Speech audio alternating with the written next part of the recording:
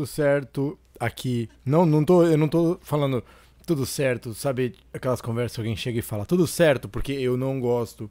Porque pra mim, pior que perguntar tudo bem é perguntar tudo certo. Porque tudo certo parece que tá tudo certo demais. E eu só queria dizer que tá tudo certo aqui.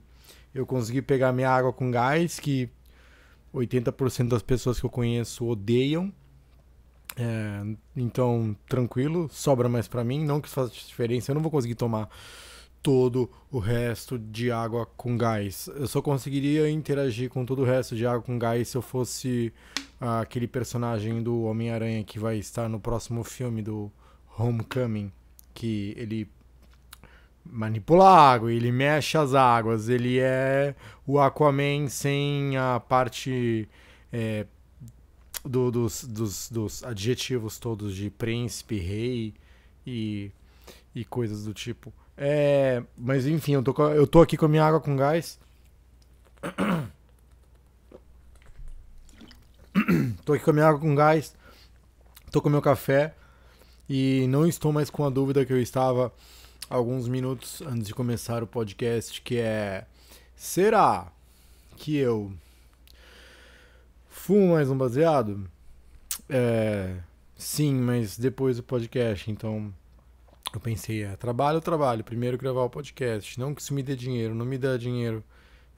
E falar em dinheiro e coisas que não me dão dinheiro, tem essa minha música Trash Coast, que eu toquei ela no segundo episódio, que foi o... Não, foi o primeiro episódio, que foi o episódio de review do álbum da Acústico. Eu toquei a música Trash Coast. A Trash Coast tem um trecho que eu gosto muito, que ela fala: eu tenho um dom que não me dá dinheiro. E eu queria mandar um salve. Eu amo a trilha do Gabi John Balacast, que é a trilha que ela foi feita pelo artista Marcos Cabral. Que o Marcos Cabral, ele é um amigo meu, o Marcão, e ele participa da minha vida de várias maneiras, na amizade profissional. E ele sempre me ajudou intercalando a amizade como profissional. Ele participou do Talk Gabi Show. Ele era aquele personagem que é o Capitão Alface, cara de alface, que era ele usando um terno e uns alfaces. Talvez ele volte para participar de um episódio do Talk Gabi Show e até aqui do Gabi John Balacast. Eu não queria fazer isso, mas por que eu faço tanto? Porque eu fumo muita maconha. E aí esse é o resultado de eu fumar tanta maconha. Nossa, Gabi, você tá velho e doente. Sim, o próximo passo é morto. Aplausos da plateia. E aí o Marcão tem o Instagram dele, que é @marcosvish. Ele não pediu pra eu divulgar. Eu tô divulgando porque ele é um artista foda, que ele não divulga muito os trabalhos dele. Mas tem o Instagram dele, que é @marcosvish, e ele... Tudo junto, @marcosvish, que é MarcosVish. E ele faz várias trilhas pra mim, tá? Por exemplo, a trilha do podcast, do Gabi John Balacast. E isso aqui é o Borda da Minha Água com Gás. Mais uma vez, agora aqui para vocês, o momento abrindo a minha água com gás. Pera aí. Eu tô sacudindo ela, ó, pra ter bastante gás. Eu tô sacrificando o gás da minha água pra vocês. Eu tô sacrificando o gás da minha água pelo prazer sonoro de vocês.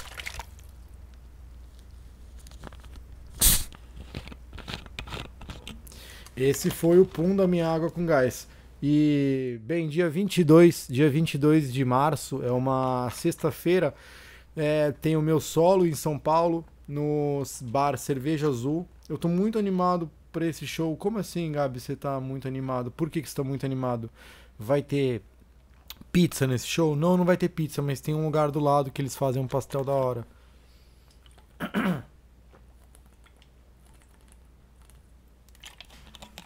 Cada vez que eu fizer...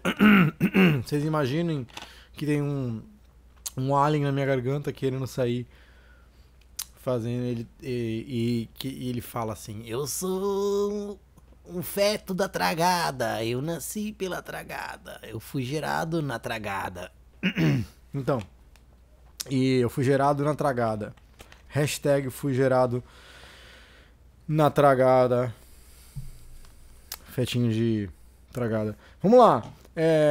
Dia 22 de março tem o meu solo em São Paulo no Cerveja Azul às 10. O show começa pontualmente às 10 horas. Talvez comece até 10 minutos antes, por eu ficar preocupado das pessoas que foram no show não terem como voltarem para casa.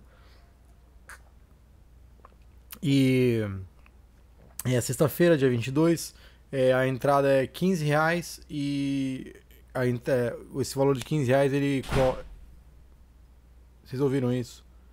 É o vento, cara. O vento tá empurrando a minha porta e tá fazendo a minha porta ficar abrindo. Então, espera só um segundo que eu já venho e que eu vou lá fechar minha porta. Enquanto isso, eu vou pôr mais um episódio, um pedaço da vinheta aqui pra vocês. Espera aí. E estamos de volta. Quando eu digo estamos, sou eu sozinho aqui no meu quarto em Santos. Eu tô sentado na frente do meu computador, só que eu não tô de frente pro computador, eu tô virado pro lado esquerdo, que é o lado pra onde tá o banquinho. Tem um banquinho do meu lado, que agora tá na minha frente, que eu tô virado pro lado. E ele tá na minha frente, é um banquinho marrom escuro, que ele tá com o pedestal do microfone de mesa acoplado com esse parafuso que faz pressão e prende assim como se fosse uma garra, né? Ele tá preso assim na base para sentar, na base de onde se senta no banquinho. Eu tô tentando descrever pra vocês tentarem ver o que eu tô vendo. Vocês conseguem falar como pessoas decentes? Sim ou não? Porque eu não consigo. Alguém de nós, vocês, não eu. Então eu tô olhando para esse banquinho e eu tô de frente para ele, e logo após esse banquinho tem a minha cama, e a cama tá apoiada na parede, a lateral dela tá apoiada na parede. Então é isso. E aí eu tô aqui e nesse meio tempo acabou minha água com gás, eu tô tomando café e o tema de hoje é emprego. Por que eu não tenho um? Não, brincadeira, o tema, mas o tema é emprego. O porquê eu não tenho um, eu sei porque eu não tenho. Porque é um ciclo sem fim de autossabotagem até o momento de realização, de desconstrução mental, de pensar, peraí, eu não sirvo para arrumar empregos normais. Eu tentei já. Eu vou contar pra vocês na minha trajetória profissional. Eu com 14 anos eu comecei a estagiar numa clínica em São Vicente. Eu ajudava na parte. Eu basicamente, eu vou dizer, eu ia me enganar agora, mas eu não gosto de me enganar, nem enganar a vocês. Eu não ajudava na parte administrativa. O que eu fazia eu atrapalhava e eu vagabundeava o máximo que podia na área administrativa. E, consequentemente, como uma boa maçã podre que eu era, eu contaminava as pessoas à minha volta, assim. E aí isso deixava a gerência meio... não brava e não preocupada, mas um meio termo entre os dois. Porque eles pensavam, tudo bem, não tem problema, é só um estágio que ele tá fazendo, mas espera aí. Ele tá começando a afetar as pessoas à volta dele. Em volta dele estão começando... Ele está rodeando o ambiente com procrastinação. E aí esse foi meu primeiro emprego, eu tinha 14 anos. Aí depois eu lembro que eu tentei começar a vender porta. Uma loja em São Vicente que vendia porta. Um estabelecimento bem bacana, na verdade. Era um moleque que ele tinha estudado na ESPM em Santos, né? E isso era em São Vicente, essa loja de porta também. Pera aí só um segundo que eu vou tirar esse feto da minha garganta. Você vai embora ou não vai? Não. Então, e aí essa loja de porta, e o dono da loja era um cara muito sangue bom, mas eu não tava pronto. Mas enfim, eu ficava na loja e as pessoas chegavam assim, elas ficavam olhando as portas de madeira, vários tipos de madeira, vários tipos de... eu não vou dizer que tinham vários tipos de formatos, porque a maioria delas eram realmente retangulares. mas tinha vários tipos e com várias camadas e diferentes, vários tipos de camadas diferentes, e umas com vidro, outras com buraco, e outras que abrem e fecham, todas abrem e fecham, mas eu digo assim, tipo aquelas de bar que você vê em filme que empurra assim as duas portas, elas fazem vrum, vrum, vrum, meio... Vocês entenderam, né? Dá pra visualizar o que eu tô falando, sim ou não? Assinale nessa parada aí embaixo, na sua mente, porque não tem lugar nenhum pra você assinalar aqui na internet. Não nesse caso, não aqui. Não tem nada pra assinalar. Já tá tudo assinalado. Então, é essa loja de porta. E as pessoas chegavam e falavam, porta, que legal. Eu falava, talvez você queira essa porta, que tem esse tipo de madeira, que é pra tal tipo de lugar. Como é que é a sua casa? Qual a cor da sua casa? Portas, portas, portas. E a gente fazia entregas também. A gente ia com um caminhão assim e fazia entregas onde haviam pedidos. E às vezes a gente ia nos lugares que tinha umas portas que a gente pensava, essa porta ela tá meio mal cuidada, a gente tem uma porta ideal para esse lugar. Aí a gente batia na porta das pessoas e falava, oi, a gente veio aqui bater na sua porta porque a gente tem porta, porque a nossa porta é melhor que a sua porta. Sua porta é uma bosta! Aí a gente dava um high five assim, saía correndo assim e chutava a porta deles. Isso não acontecia, mas na minha mente, às vezes. E aí trabalhava vendendo porta. Aí um dia eu simplesmente surtei e eu não voltei mais. Eu não voltei assim, eu não fui o dia seguinte. Eu não fui. E esse foi o primeiro de alguns episódios onde eu fui trabalhar e depois eu não voltei mais.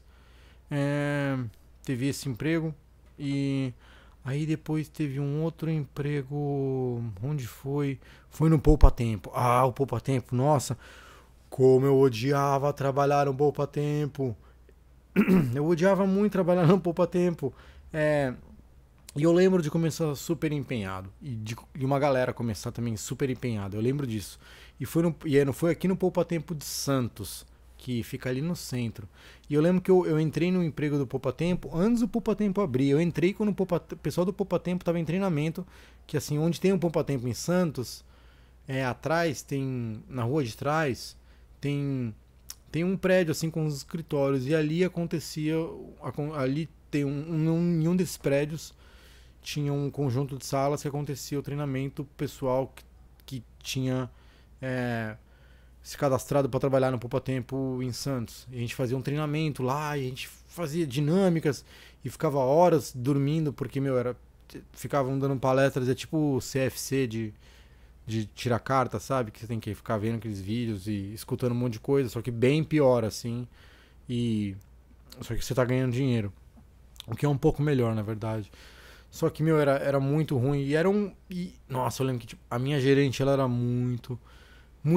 É porque, assim, gerente é uma posição complicada. Porque dependendo do ego da pessoa, quando a pessoa é gerente, aquela falsa sensação, aquele poder e falsa sensação de poder, mexe com a cabeça da pessoa. Porque, quando a pessoa é gerente, algumas pessoas, elas... Peraí, eu tô vendo um pernilongo, vou tentar matar ele. Já venho, peraí.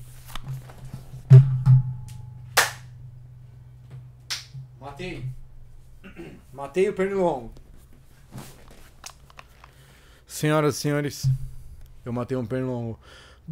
Gabi, você matou o pernilongo, você matou um pernilongo. Eu matei um pernilongo. Então, gerente é uma posição profissional que, se a pessoa não entende como ela deve agir com o poder e o respeito com os funcionários, abre aspas, abaixo dela, fecha aspas, a pessoa vai ser uma péssima gerente. E ela vai ser uma péssima pessoa. E ela vai ser muito tóxica.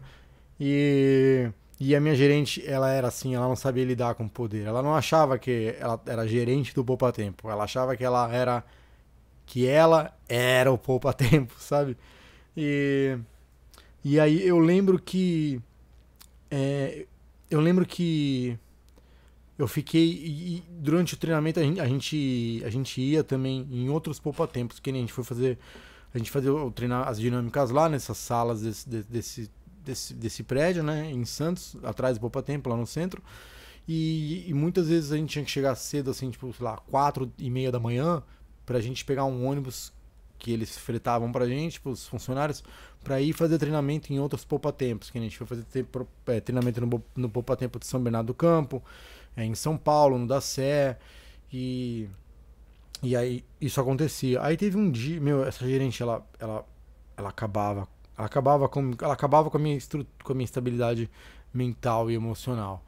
E aí eu lembro que um dia ela tinha sido muito arrogante comigo e eu tava tipo, não aguentava mais. Aí eu lembro que eu fui almoçar num lugar ali perto, que eu não sei se existe ainda, mas ele se chama Tempero Maneiro. Que é o lugar que a gente almoçava, assim, tipo, tinha um self-service, assim, bem barato, tipo, era R$ 4, com à vontade, com direito a uma mistura e um suco. E muito bom, eu sempre gostei de comer nesses lugares. O quê? Vou pagar barato e eu vou comer quanto eu quiser? Põe meu nome aí, eu quero. É... E aí eu lembro que eu comi no Tempero Maneiro. Eu saí pra almoçar, comi no Tempero Maneiro. Aí eu tava tomando um cafezinho assim do copo plástico depois, do lado de fora. E eu lembro de olhar Poupa Tempo. Não o Poupa Tempo em si, porque estava sendo construído ainda. É, eu saí do emprego antes do próprio Poupa Tempo abrir. E esse treinamento foi durante 3 meses, assim, então foram 3 meses de treinamento. 3 ou 2, eu não lembro direito. Minha cabeça. O tempo, né? Passou muito tempo e eu não lembro direito do tempo. Mas foi 2 ou 3, 2 meses e meio por aí. Chuva chegou em Santos de novo, tá chovendo aqui muito hoje. E aí eu lembro que eu saí pra almoçar e almocei, eu tava do lado de fora. Tava um sol assim batendo na minha cara, eu tava com uma calça tipo jeans escura assim, camisa branca. Eu não usava barba na época, era um cabelo bem curtinho assim. É, é, e aí eu lembro que eu tava ali tomando café e eu olhei pra onde eram os escritórios ali dos funcionários, pros funcionários treinarem do Poupa Tempo. E onde estava sendo construído, eu lembro que eu olhei assim aquilo e eu saí andando na direção contrária, meio que sem assumir pra mim mesmo o que eu tava fazendo. Eu estou deixando de ir pro trabalho, eu tô voltando andando e eu vou inventar uma desculpa que eu tava doente. Não, porque eu lembro que eu saí andando e eu saí andando, só um segundo. Eu lembro que eu saí andando e eu podia pausar quando eu faço isso. Mas se vocês estivessem numa conversa comigo, frente a frente, vocês acham que eu ia ficar saindo da sala toda vez que eu fosse fazer assim? Não, eu não ia fazer isso. Eu só ia ficar lá tipo, com as pessoas falando: bu, bu, fume menos, sua máquina de fumaça gorda. Máquina de fumaça gorda. Cara, me chamem por favor de máquina de fumaça. Alguém, se você escuta esse podcast e você sabe, manja das artes, por favor, faz um desenho meu escrito máquina de fumaça gorda.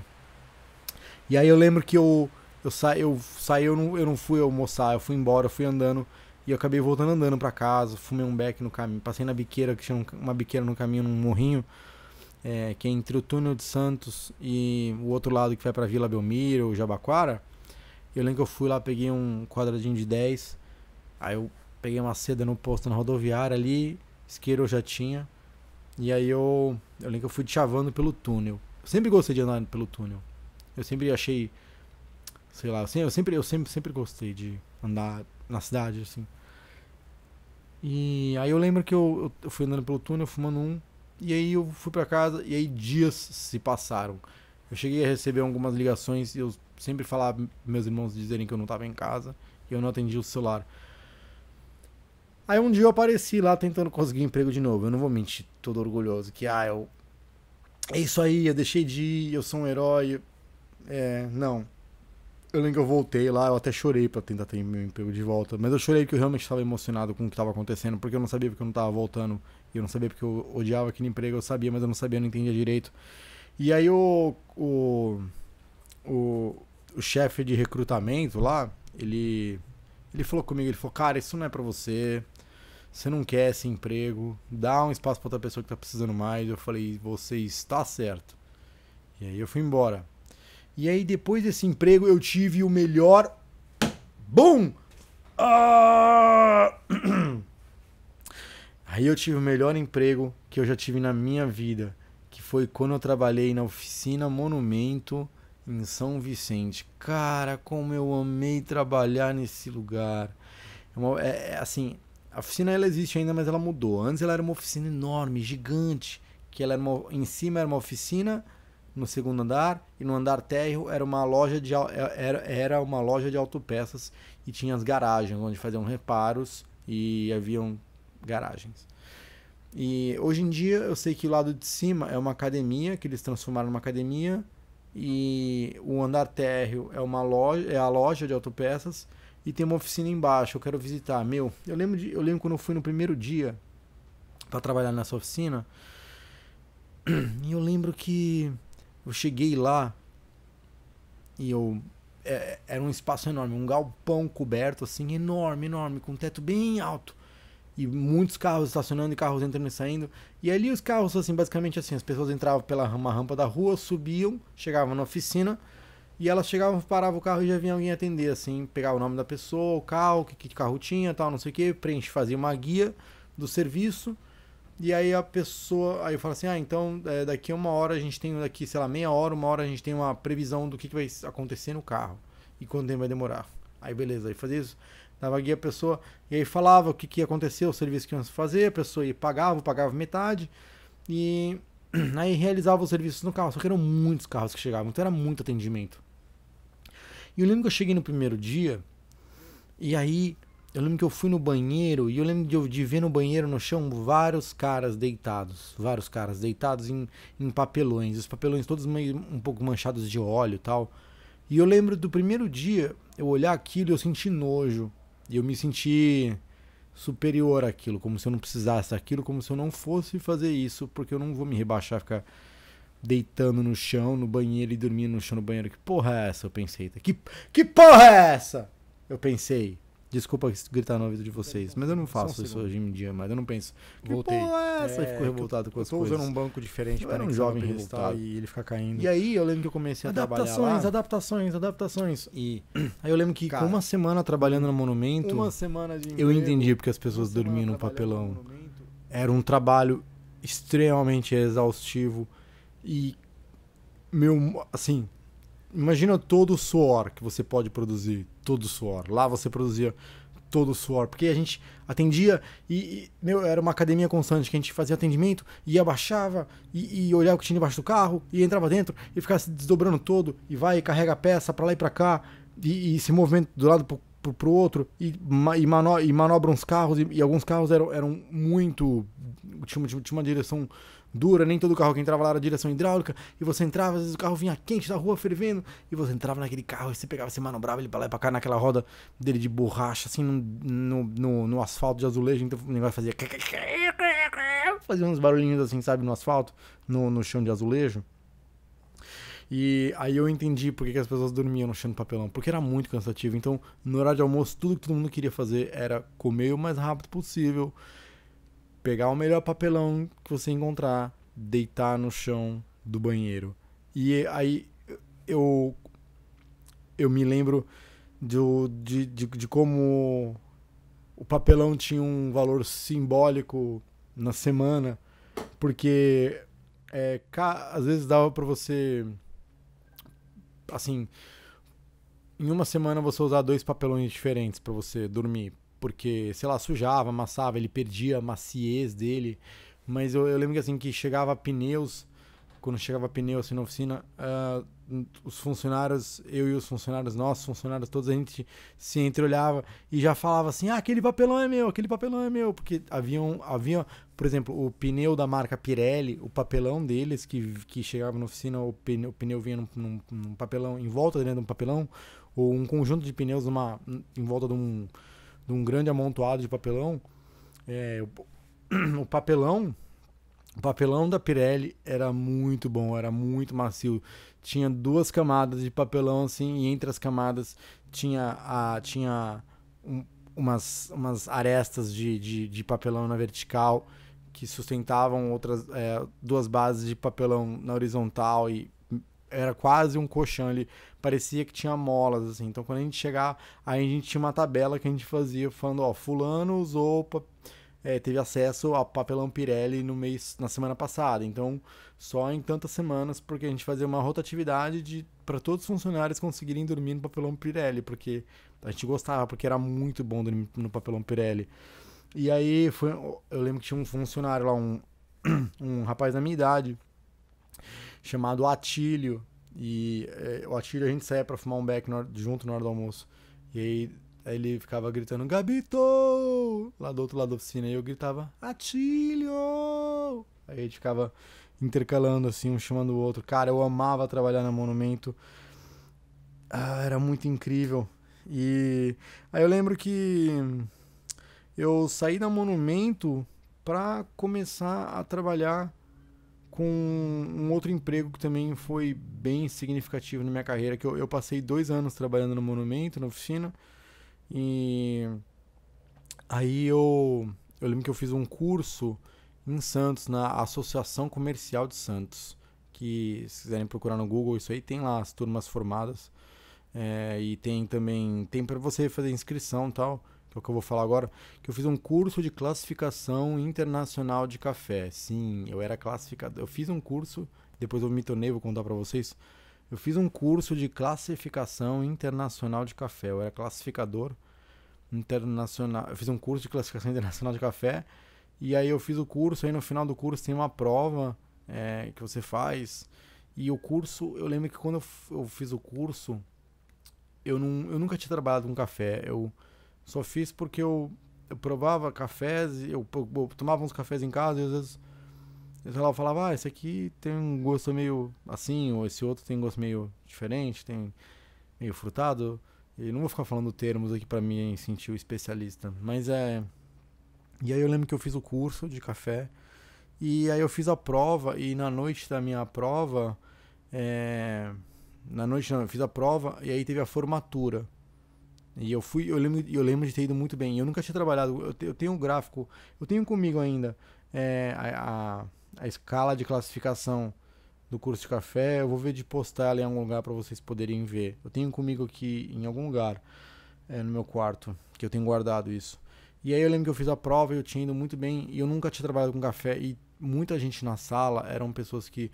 Um era representante da empresa da Melita, o outro era do Café Floresta, um era da Nestlé. E isso foi antes de ter essas máquinas de expresso com cápsula. Ainda não existia no Brasil, para você ter assim na sua casa, tipo, máquina com cápsula. Ainda era incomum, estava prestes a começar a ter. Isso aí foi em 2006, se eu não me engano, o curso de classificação. Aí eu fiz a prova, eu fui bem na prova, eu fui o terceiro melhor da sala na classificação. E aí um cara de uma empresa estava lá na minha formatura, de uma empresa chamada Comexin, que é uma das maiores exportadoras de café do mundo, que é da família Azan.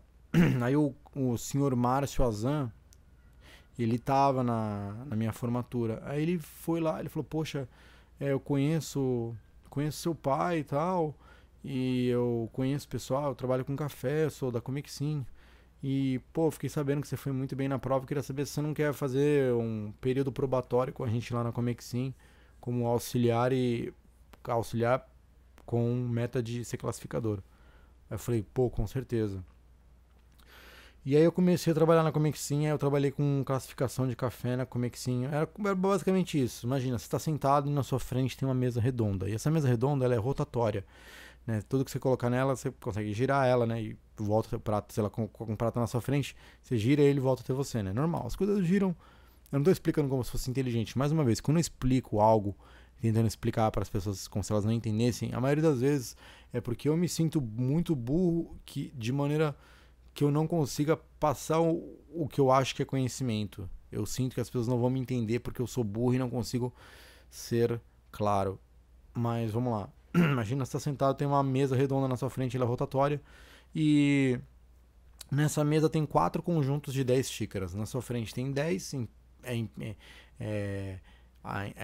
emparelhadas assim, né? Aí do lado tem mais 10, na sua frente tem 10 e na sua outra lateral tem 10. E em cada xícara é colocado 10 gramas de café torrado e moído em cada xícara. E aí eles colocam 10 ml de água, que acabou de ferver. Assim, ela acabou de chegar em 98 graus. Eu sei que não é 100, chega a 98 graus. E essa água ferve. E aí eles colocam nas xícaras. E aí, quando coloca nas xícaras, você sente o aroma dela subindo, que esse é o buquê. Esse é o buquê, que é o primeiro aroma do café, depois que ele é colocado na xícara. Aquele primeiro aroma que sobe do café com a água fervente no pó. Aí você sente aquele cheiro, aí dali você já sabe mais ou menos o tipo de café. Que eu lembro que tinham 3 tipos de café. Que tinha o café mole, que era um café mais estilo europeu, que é um café que é bem comum hoje em dia esse café, né, por aí, que é o café do estilo das cápsulas, que ele é mais cremoso, ele é mais denso. E ele tinha mas não necessariamente denso, ele tem um sabor que geralmente tende a estar junto com essa densidade e outros tons de sabores frutados. É considerado café mole. Aí tem um outro café, que é um café teoricamente de qualidade um pouco mais abaixo, mas também é um café excelente, que ele é bem comum, que é um café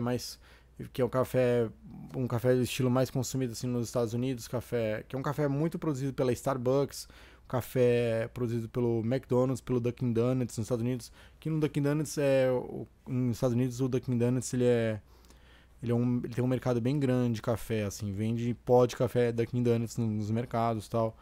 E aí o café Dunkin' Donuts, que chama café estilo duro, café duro. E tem um outro café que ele é classificado um pouco mais abaixo, mas tem muita gente que gosta, que é um café chamado Rio. É um café Rio. Ele tem um gosto meio... É estranho falar, mas ele tem um gosto meio um pouco de mofo. Como assim mofo? Como alguém gosta disso? As pessoas gostam. Ele tem um gosto um pouco de... Quase como se fosse um remédio, assim, sabe? E esse é o café Rio. Enfim... E aí aqueles aromas sobem, você já tem noção um pouco pelo aroma, pelo que tipo de café pode ser. Aí você vai mexendo nas xícaras, né? Aí você tem as xícaras, você tem a sua própria colherinha. Aí você vai mexendo com a colherinha assim que você... Aí você vai mexendo, o aroma vai subindo, e você vai... cheirando aquele café. Aí você vai cheirando, e aí quando ele já tá tipo, numa temperatura que você consiga colocar ele na boca para você saborear, não queimar o seu palato, você pega, coloca ele na boca, dá uma enxaguada e cospe. E a maneira como você coloca ele na boca, você suga ele como se você estivesse cuspindo pra fazer um chafariz. Só que você tem que fazer um chafariz pra dentro. Você pega a colherinha, você faz... Aí você faz assim, por que você faz... Por que você faz esse... Por quê? Por que tem esse... Por que tem... Por que tem... Por que tem esse...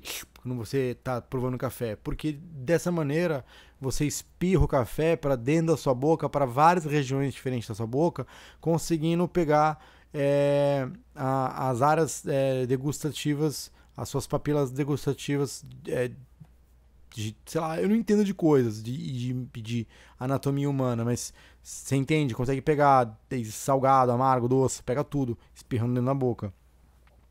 E aí você vai. E tem que ser rápido, não tem tempo de você ficar colocando como xarope, assim, como se fosse sabe, com a colherinha na boca. Porque você tem que provar aquelas 10 xícaras, você tem que provar assim. Você prova e cospe, prova e cospe, prova e cospe, prova e cospe. E aí você pega aquelas 10 xícaras e você anota no papel. A primeira remessa tem, sei lá, tem 3 xícaras com tom de rio, 2 xícaras moles e o resto de xícara dura, porque eu sou ruim com matemática, mas vocês façam as contas, por favor. E depois me falem, porque eu não sei fazer conta. Eu só sei tabuada, tipo 8 vezes 7, 56, 7 vezes 8, 56 também. Não é isso? É isso, não é? É isso, não é? Eu acho que é. E... Aí beleza, eu trabalhava na Comexim, fazia classificação de café, aí você pegava, anotava, e aí isso você fazia você fazia com outros 4 classificadores, outros 3 classificadores, por isso que eram 4 fileiras de 10 cumbuquinhas para você provar o café, porque era você e mais 4 classificadores, cada um ficava com um conjunto de 10 cumbucas na frente, e aí trocava as cumbucas e provava e tirava um consenso no final, para falar esse café é tal, e assim que a gente formulava os cafés, por exemplo, a Comexim, não sei se ainda faz, mas fazia o café da Starbucks americana, do McDonald's americano e do Dunkin' Donuts. A Comexim que fazia o café dessas empresas. Não sei se é ainda, mas a Comexim fazia. Você pode pesquisar e ver que isso é verdade.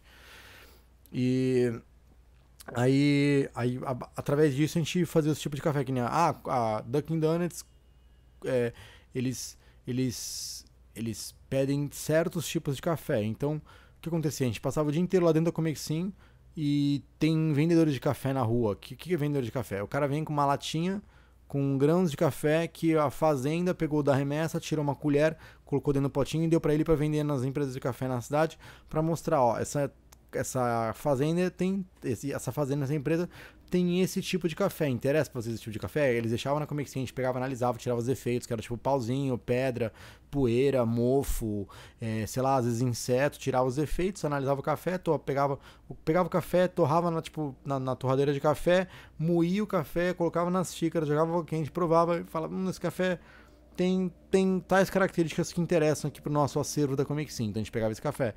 Então nem sempre é para formar um tipo de sabor de café, não é exatamente um grão. Às vezes são vários tipos de grãos diferentes de café para chegar naquele aroma do café que você está consumindo. E aí, beleza. Aí eu fui demitido da Comic Sim. Gabi, por que você foi demitido? Perguntou ninguém. Eu fui demitido porque aí eu lembro que eu conheci a menina que tem a música Eu Vendi Meu Carro Pra Viajar Com Você Pra Disney, que é minha única namorada que eu não tenho uma relação, ex-namorada que eu não tenho uma relação boa. Todas, tipo, eu tenho uma relação tranquila, não houve um término conturbado, não há inimizades. A única é essa pessoa que a gente não se fala. E a única, eu já falei dessa pessoa, não falei o nome dela, não tô expondo ninguém, mas é uma pessoa na minha vida que eu falei no outro podcast que puxava meu cabelo, arrancava tudo do meu cabelo, xingou minha mãe de vadia e já chutou meu cachorro, e gritava comigo em público na frente dos outros. Enfim, eu conheci ela e a gente se apaixonou e eu amava muito ela, eu amava ela demais. E eu ia falar, ela era uma pessoa incrível, só que agora lembrando, enfim. E aí, a gente se conheceu tal, a gente começou a namorar e a gente tava junto. E aí eu lembro que eu pedi um período de férias na Comic Sim pra poder viajar com ela pra Disney. E eu ganhava muito bem na Comic Sim, mas mesmo assim eu tive que vender meu carro pra ir pra Disney porque a gente tinha muitas despesas no relacionamento. Porque ela falava, eu exijo que você pague tudo. Meu, era muito bizarro. Era muito bizarro. Eu não quero. O episódio não é pra ser sobre isso, então eu não vou ficar entrando. Não vou ficar entrando 100% em detalhe disso. Já tenho uma música sobre isso, que é que eu vendi meu carro pra viajar com você pra Disney. Aí quando a gente voltou da viagem, ela terminou comigo, eu fiquei completamente. A gente já meio que terminou na viagem. Eu lembro da gente estar voltando no avião e ela segurando meu braço, apertando assim com muita força, meio que fazendo um beliscão assim, mas um beliscão bem constante. E segurando meu braço, dando um beliscão assim, meio disfarçado pra ninguém ver quando a gente sentado um lado do outro no avião, né? Ela do lado da janela e eu do lado do corredor. E ela com a mão dela colocando debaixo no meu casaco, assim, apertando com muita força, beliscando. E olhando pra mim e falando assim, o que é? Você vai chorar? Vai chorar pra todo mundo ver? Você não é homem? Não é homem da relação? Vai chorar? Vai chorar? Vai chorar? Vai chorar? E eu, não vou chorar não. É bom mesmo. E ela ficava apertando assim o braço. E aí, enfim, já tava meio que terminando. A gente voltou, aí eu fiquei deprimido, perdi o emprego, porque minhas funções organolépticas já não funcionavam de acordo. Porque para você conseguir ter suas funções organolépticas em ordem, você não pode estar deprimido, aparentemente. E aí, enfim, aí eu saí da Comic Sim. E aí, isso foi por volta de 2010, 2011, 2012, quando tava na onda do boom do stand-up no Brasil. Que aí apareceu o Rafinha, Danilo, a galera toda, as pessoas, comédia toda no Brasil. Enfim, aí eu lembro que eu tinha moral, não que isso faça diferença, mas lógico, com certeza fez pra mim. Mas, quer saber, faz toda a diferença, como contexto histórico do que eu tô falando, e pra mim, que foi que eu morei nos Estados Unidos quando era pequeno, que tenho família lá, e a época que eu fiquei lá, o dólar tava 1 para 1, então era muito barato, meus pais irem e voltarem, eu tinha onde ficar, eu não sou, um milionário, galera, tipo,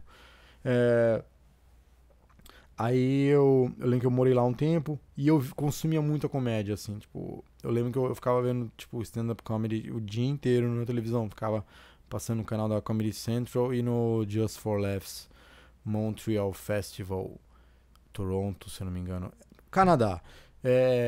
E aí eu lembro que quando teve o boom da comédia no Brasil, eu sempre tive banda de hardcore desde os meus 13 anos de idade, banda de hardcore e punk rock, que tem uma fina, como diria o Todd Barry, comediante Todd Barry, there's a fine line between them. E tem uma linha tênue entre os dois. E, e eu sempre gostei de ter banda. E eu sempre falei também que minha parte predileta de ter banda era nos shows, entre uma música e outra, que eu podia falar falava algumas coisas, fazer algumas piadas no microfone, eu brincava de fazer piadas internas com os integrantes, assim, sabe, ficar brincando no palco, o que é um negócio que vem muito punk rock. Green Day sempre fez muito isso, Ramones, Sex Pistols, o Blink. Então, nossa, aquele álbum ao vivo do Blink, The Mark, Tom and Travis Show, nossa, aquele álbum é incrível, que tem as últimas faixas, que é só eles dialogando entre as músicas. Eles pegaram tipo, todos os diálogos que aconteceram entre as músicas do show, do álbum que o Blink gravou ao vivo para esse álbum ao vivo. Álbum ao vivo pro álbum ao vivo pro álbum ao vivo. Vamos lá. E aí, durante os shows que eles gravaram o CD ao vivo, eles pegaram as faixas de conversa entre eles e a plateia, entre eles no palco, as brincadeiras, e colocaram como as últimas faixas de áudio no álbum. Quem nunca ouviu esse álbum ao vivo do Blink, por favor, procurem The Mark, Tom and Travis Show. The Mark, Travis e Tom. Eu não lembro a ordem, são os três. É o Tom, Mark e Travis, que hoje em dia não é. Hoje em dia é o Matt Skiba, do Alkaline Trio, que também é sensacional. Eu curto muito o Alkaline Trio, punk rock é minha vida. E aí eu lembro que eu perdi o emprego, e aí eu fiz a música, aí eu me interessei em começar a fazer stand-up comedy. E aí eu falei, cara, eu acho que eu consigo fazer isso. E aí eu lembro de pesquisar no Google, assim, comédia stand-up Brasil. E aí eu vi na época que tinha o elenco que tinha do Comedians e tal. E aí isso aí vai ser já assunto para um próximo podcast. Porque agora vamos fazer esse episódio em parte 1, parte 2, porque comédia também é meu emprego. Então, esse foi a parte 1 de emprego. No próximo episódio eu vou falar da overdose que eu tive de cocaína quando eu comecei a fazer stand-up. E como que isso fez eu parar de fazer comédia durante 6 meses, trabalhar numa empresa de exportação de carne em Santos, voltar a retroceder tudo, para depois retornar a comédia mais uma vez e seguir até o fim, como eu estou hoje, ainda seguindo pro fim. Então é isso aí, muito obrigado quem ficou escutando. O podcast vai estar em breve nas outras plataformas digitais. Por enquanto a gente está aqui ainda só no SoundCloud, na SoundCloud. Para de querer falar bonito, Gabi. Você nem é bonito. Por que você acha que o que você fala tem que ser? SoundCloud e no YouTube. Tem minhas músicas no Spotify. E dia 22 de setembro, se for de São Paulo, conhecer alguém que acompanha meu trabalho de São Paulo, por favor, avisa dia 22 de setembro, não. Dia 22 de março, sexta-feira, sem ser essa sexta-feira, sem ser a outra. Dia 22 de março, meu solo em São Paulo, no Cerveja Azul, que é um bar ali na Moca. É um bar, meu, de hardcore, muito foda. Então, por favor, vão. É isso. Eu acho que eu não tenho mais nada pra falar. O meu Instagram é @oemorista. E é isso. Então, até o próximo episódio, que vai ser o Emprego Parte 2.